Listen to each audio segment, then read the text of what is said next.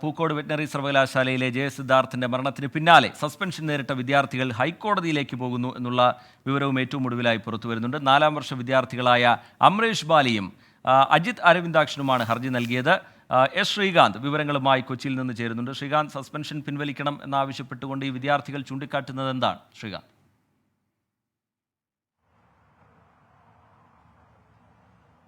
രണ്ട് വിദ്യാർത്ഥികളാണ് ഹൈക്കോടതി മുൻപാകെ ഈ ഹർജി നൽകിയിട്ടുള്ളത്. ഇതിൽ പ്രധാനമായും അവർ ചൂണ്ടിക്കാണിക്കുന്നത് ഇങ്ങനെയാണ്: സസ്പെൻഷൻ റദ്ദാക്കണം, ഇതാണ് അവരുടെ പ്രധാനപ്പെട്ട ആവശ്യം.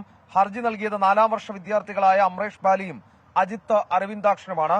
തെളിവുകൾ ഇല്ലാതെയാണ് സർവകലാശാല സസ്പെൻഷൻ നടപടി സ്വീകരിച്ചതെന്ന് ഇവർ ചൂണ്ടിക്കാണിക്കുന്നു.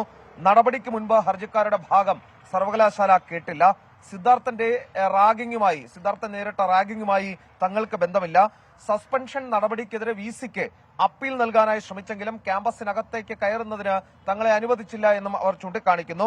ക്ലാസ്സിൽ പങ്കെടുക്കാനും പരീക്ഷ എഴുതാനും അനുവദിക്കണം എന്നവർ പറയുന്നു.